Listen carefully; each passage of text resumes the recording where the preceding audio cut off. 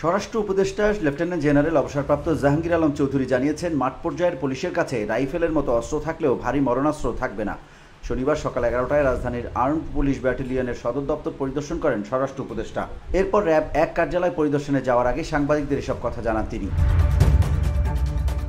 স্বরাষ্ট্র উপদেষ্টা বলেন, আর্মড পুলিশ ব্যাটালিয়নের মতো বিশেষায়িত একটি ইউনিটের কাছে ভারী অস্ত্র থাকবে।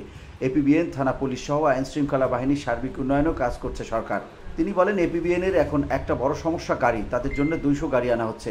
এছাড়া অন্যদের তুলনায় এপিবিএনের থাকার ব্যবস্থা ভালো, তবে থানা পুলিশের আবাসন অবস্থা খুবই খারাপ, তা নিরসনের চেষ্টা করা হচ্ছে। যানজট নিরসনের চেষ্টা করা হচ্ছে জানিয়ে স্বরাষ্ট্র উপদেষ্টা বলেন, সাধারণত একটি দেশের জন্য 20% রাস্তা থাকতে হয়, কিন্তু আমাদের দেশে রাস্তা আছে 7%-এরও কম।